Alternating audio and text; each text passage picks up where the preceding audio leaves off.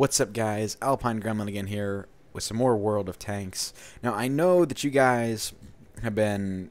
I kind of maybe left you guys out to dry. It's been a while since I did my last video.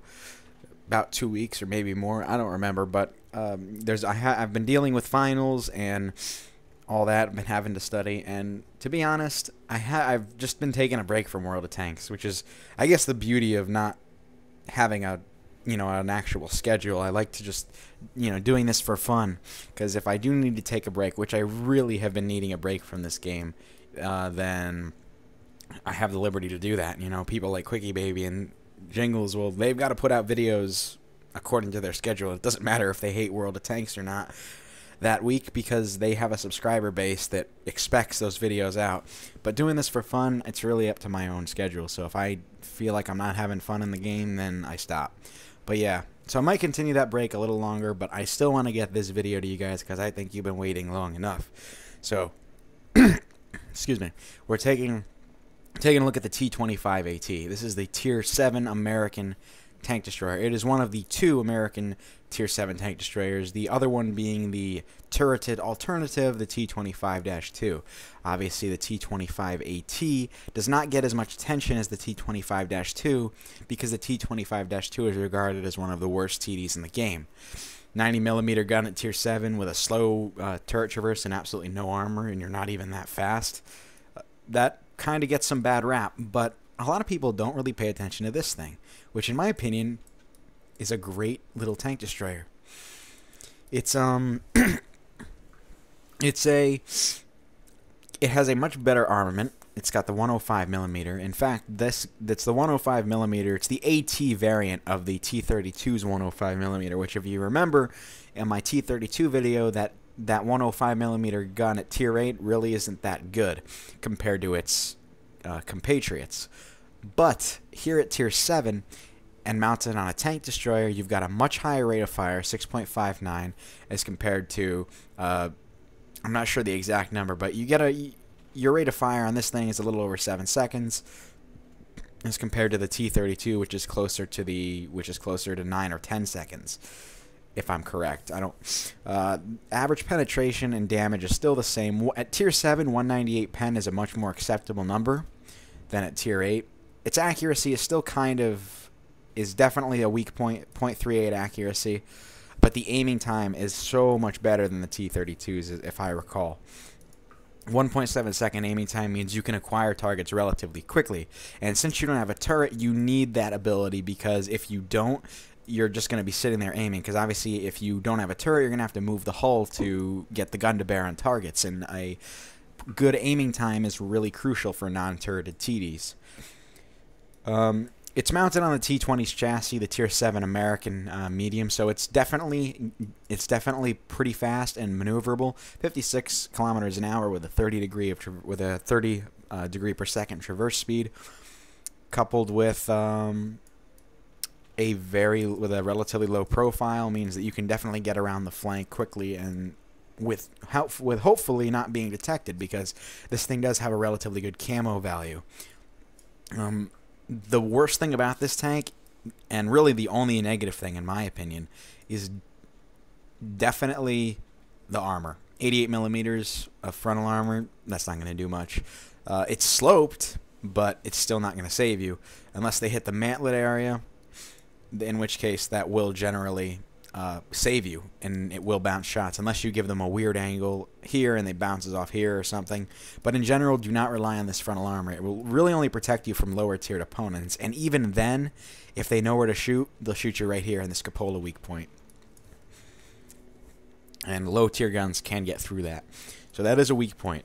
So that means that the way you have to play this tank is a lot more passively than, say, a tank like the Foch. I had an interesting time trying to adjust to this tank destroyer after playing the Foch for so long, the two Foches, because they're just such good frontal brawlers. With 180mm of armor sloped at that angle, they're just such beasts at medium range engagements where they can just bounce shot after shot. Yes, they've got weak points, but you wiggle that and everything, and it makes it a lot harder to hit. And so then when you get to this tank, I had an awkward time at first because I was kind of trying to play it like a Foch. I would use my speed to get into position, but I quickly realized, well, they're ripping me apart. So, and they're not using gold, so I can't be playing this like aggressively as a Foch. This is more of a sit back and relax kind of sniping tank. If you don't get seen, then you can do a lot of damage. Your biggest defense is definitely not being seen or getting hit, and just being able to dish out the damage, because the gun does have very good DPM. If I were to compare it to another tank destroyer in the game, I would definitely compare it to the Tier 5 StuG. I think effectively this is a Tier 7 StuG, because the StuG has a good DPM on its gun, a good aim time. It's very fast. Well, it's relatively fast for a Tier 5, with a 40 km/h speed limit and 44 degrees of hull traverse. Again, doesn't have that much armor. Interestingly enough, it's actually only got 8 mm less frontal armor than the T25 AT does, which means that the StuG is actually a pretty well-armored target from the front. Unless, of course, you get hit in the massive lower glacis. But, you can see how quickly that armor just falls apart at Tier 7, and you will definitely get penetrated by tanks your tier and higher if they managed to strike your frontal armor, even less on the side and rear, but that really isn't even that important, because you really shouldn't be facing with, you're going to be generally facing opponents head on anyway. But yeah, effectively I would compare this to the StuG. It's a Tier 7 StuG, meaning that because the StuG, cannot take those hits to its lower glacis, you want to keep it back, and you want to use its good camo value to avoid being detected. So let's take a look for my equipment. I mount a medium caliber tank and rammer on there to improve the already good DPM. Again, improve ventilation to again make the gun, give the gun better performance, and a camouflage net, because this is a relatively stealthy machine and I want to make it even more stealthy. As for crew skills, this is a relatively new crew, so they haven't reached 100% yet, but they are training in camouflage. And then obviously the next perk I would recommend is repairs, because you want to get those tracks back up, and you want to get those modules back up. In terms of my loadout, standard pub match loadout, so 35 rounds of AP, don't load premium, 5 HE rounds, and a small first aid and repair kit, and a manual fire extinguisher. So anyway, that's the T25 AT in the garage. Let's take it out for a spin and see how it performs. Alright, so here we are in Hallouf. It's an encounter battle. We're starting from the northern side. This is, there's a couple Tier 8s on each side, about 5. So this is not a fully Tier 7 battle. So there are some relatively large guns that are going to be shooting at me, and all of them are easily able to penetrate my frontal armor. Now, one factor about the T25 AT that you're going to see in this game is its awesome gun depression. It is an American vehicle, so obviously the gun depression value is pretty damn high. This isn't a particularly spectacular game by any stretch of the imagination, but this is some proper tank destroy. This is how you should be playing this tank, which is, not like a madman. You should be staying back like here, and Hallouf is a good map to illustrate. There is no artillery in this game, though, so you could see our T21 actually has a good idea. I didn't realize it at first because I didn't think there was, I thought there was artillery because I didn't really look at the team lists too closely in the beginning. But then I realized, well, yeah, there isn't any arty. So he's going to push, he's going to go head onto the cap, and he's going to pressure, hopefully, some lemmings to come down and try to stop him, in which case we will get to open up. But I'm coming to this flank first. You can see how good the gun depression is, actually. I can come over this hill right over and just pop this 59-16, even though the shot didn't actually connect. But our awful Panther is going down there and rammed the ever-living shit out of him. So now I can get up on this hill, and you can see, again, this gun depression at work. Got a good solid hit into that T44, and I pull back because he has disappeared. Our awful Panther just got taken out. But anyway, so now we don't have any more scouts. So I figure, well, let me just go help the T21 on cap. Take a quick peek over this hill here, and if nothing shows itself, then we'll just go ahead and change locations. Camo net's out, but nothing's really getting spotted. T25 only has about 350 meters of view range, so not the best spotter out there. But this T21 has got a Stewart to take the bait, who is going to get taken out right about now.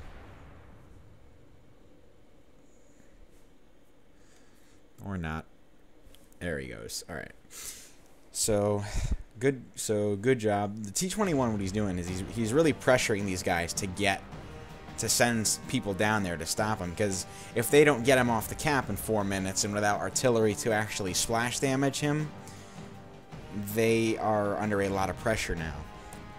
Ordinarily, this tactic doesn't work because artillery can just hit behind those rocks if they position right and take out whoever's on the cap. But in this case, they don't have artillery, so they're going to have to come down and reset it themselves. So it's a pretty uneventful game for me so far. There's a brawl going on the hill there, but I have no intention of bringing my lightly armored TD to that flank. Alright. So here comes the Type 59. I get a good hit into him, and that's the only hit I get into him. But you can see, compared to the T32, how quickly this gun reloads. So I'm ready to fire again. Now there's a Tiger P coming in order to try and stop the guy from capping.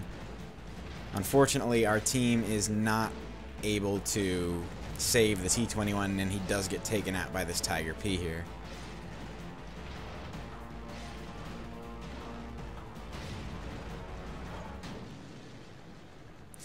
Now, I'm trying to support this guy. I'm trying to support the T21 in the cap circle, but let's be honest, guy. I'm not going to come out of cover and get shot by the guys on the other side of the ridge. And, you know, the T21's going to bitch, oh, how'd you guys not support me? Well, first of all, most of our guys are... You had a good idea, but most of our guys are on that corner. And so with what the... And with the composition of our team, we are all predominantly heavies. There really aren't that many vehicles that can be in a position to support him, because those heavies are up there brawling it out on the A line. And in order to get those shots on people, I would have had to put myself all the way out there and take fire from the hill. I fire clutch on that SU-122-44, and I just DPM him to death and hit him again, and he's out of the fight. So it's our first kill. Now you can see, though, the flank is in trouble. That Type 59 and the KB-13 are pretty much alone now, and that VK is spotting them, so I'm going to try and help them take him out. I get a nice hit under the side of the VK, and then I pull back, but he fires clutch and puts a high explosive shell into my frontal armor. Fire and miss. Do not quite take him out, but you can see my good gun depression here lets me, well, would have let me dealt with a threat if the KB-13 hadn't done it for me. But the East 25 now, he's moving along the path. Now he disappears, but I take a guess as to where he might be. You can see there I hit him, and he's at 188 HP.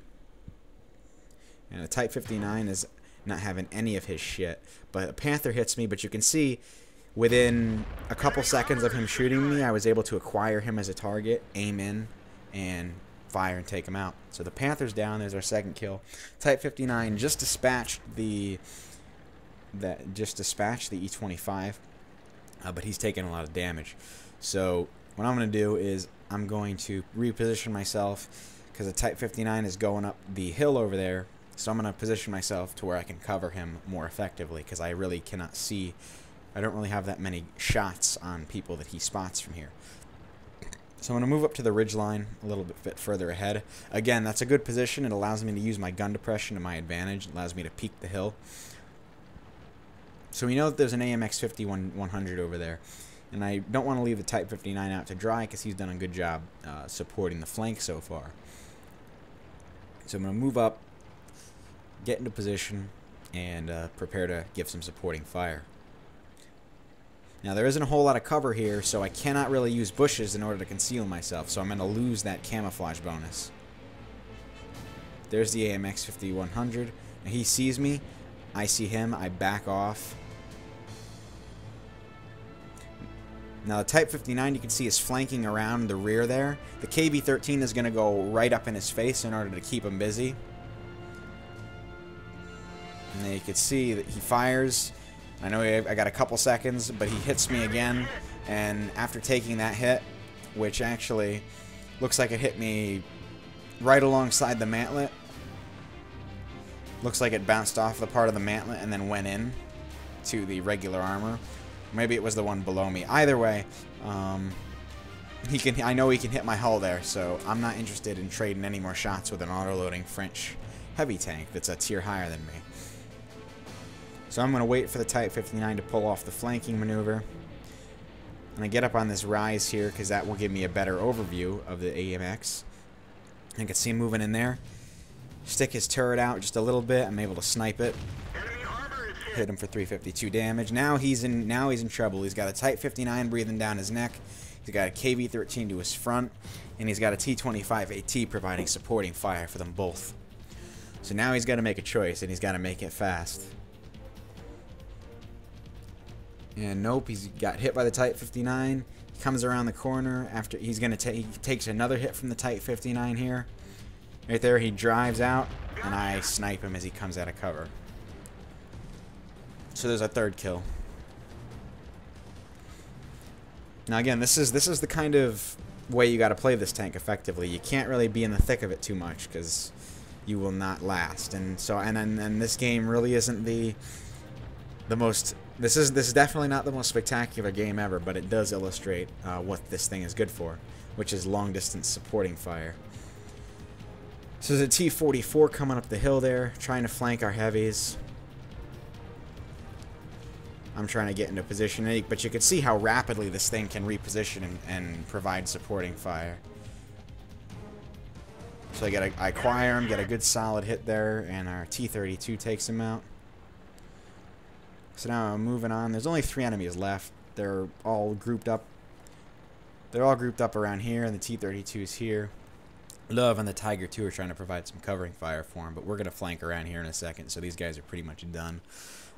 But I'm coming up on the side profile of this T-32. I get a nice side shot on him here in a second after he backs up. Love is spotted, so I get a good hit into his side there. And you can see here, I'm going to donk this next shot. That's just the accuracy at work. You can see that just, and luckily I didn't hit my teammate, but I think it might have went under both of their turrets as they passed each other. But I get one more hit into the T-32, which takes off his tracks and hits him for damage, and Tiger 1 finishes him off. And I actually won't get to see any more action for this game. So Love and the Tiger 2 are the only ones left, and they're gonna get taken out pretty quickly. Love is just booking it. Tiger gets taken out. Love is like, screw this. Decides to start running down the hill, but oh, there's enemies there, and he's dead. And dead. So all enemies destroyed. We ended up getting 3 kills with around 3,000 damage. So not a bad game, especially considering we weren't at the top of the list of that battle. You could play this thing a little bit more aggressively when you're top tier, but in this kind of environment with vehicles that are going to be able to pen you, regardless, you kind of want to play it cool and you want to stay back and you want to be a little bit more passive in your playstyle. There wasn't a whole lot of cover for me to really exploit the sniping characteristics of this tank. We could just find a nice bush and park there and just let loose on the enemies, but overall I think this is a good result, and this is a good way of illustrating how to survive this tank in higher tier battles. So anyway guys, let's take a look at some post-game stats. Alright, so here is our after action report. You can see that we actually did the most damage on our team, interestingly enough. And I'm not knocking the enemy team. I mean the friendlies on my team, they did a good amount of damage.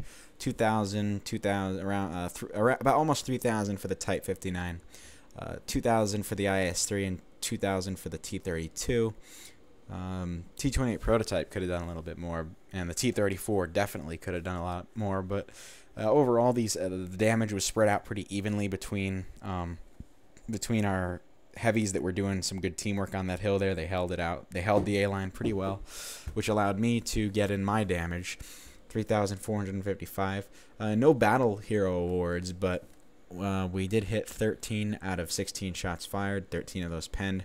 So pretty, in my opinion, it's a pretty reliable gun. Just sometimes can let you down, as it was the case on that side shot on the T32. We only received 3 hits, and all of them penetrated for a potential damage of 845. Now that would have killed me if the VK had actually penetrated my armor with that HE round, because he just did some splash damage. If he actually, if it was any other tank on the enemy team with a, that did more damage than that, I probably wouldn't have survived, because that AMX would have taken me out. But we damaged 8 enemies and we destroyed 3 of them. We didn't do that. We didn't get a lot of spine damage, but that's because we're a tank destroyer and we sit back and snipe. You can see 1114 experience, so not bad, not a bad haul. 3 kills and 3,455 damage. So that's T25 AT, guys. I hope you enjoyed this video. I am still progressing in my grind to the T95 and T110 E3, which are going to be interesting because they're slow as hell, and that's not usually my style, but we'll see. Working up next is probably going to be the T28 or some additional other gameplay of other tanks in my garage. So hope to see you guys next time, and thanks for watching.